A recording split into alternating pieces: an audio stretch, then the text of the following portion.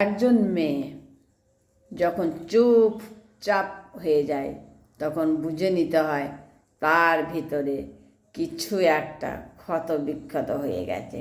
সে মুখে কিছু বলে নাই, কারণ সে জানে এই পৃথিবীতে কান্নার চেয়ে হাসি বেশি গ্রহণযোগ্য। হ্যাঁ, যাকে ছাড়া পুরো পৃথিবীটা অন্ধকার, মনে হয় তিনি হলেন কে বলুন তো? কে বলতে পারবেন? মা। বিনিময় ছাড়া ভালোবাসা শুধু মায়ের কাছেই পাওয়া যায়। ভালো থাকুক পৃথিবীর সমস্ত পৃথিবীর মাগুলো। যখন ছোট ছিলাম সবাই বলতো সব কিছু মনে রাখতে শেখো। এখন বড় হয়েছি, সবাই বলে সব কিছু ভুলে যাও, ভুলে যেতে শিখে যাও। বুঝতে পেরেছেন? তখন ছোটোবেলায় সব মনে রাখতে বলতো, বড় হলে বলতো যা কিছু ও ভুলে যাও। এটাই কিন্তু বাস্তব।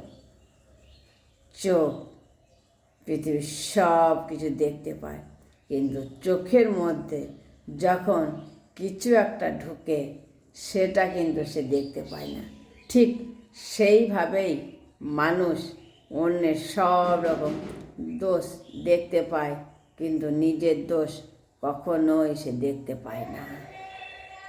হিংসার কোনো ওষুধ এখনও আবিষ্কার হয়নি, তাই যারা জ্বলছে তাদের জ্বলতে দাও। তেল শেষ হয়ে গেলে আপনা আপনি নিভে যাবে।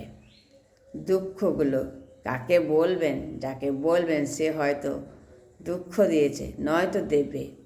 তার থেকে ভালো ভগবানকে বলুন, গোপন থাকবে, সমাধানও আসবে। রোগ ভয়ে মানুষ খাওয়া ছেড়ে দেয়, কিন্তু পাপের ভয়ে মানুষ ঘৃণা অপরাধমূলক কাজ করতেও ছাড়ে না।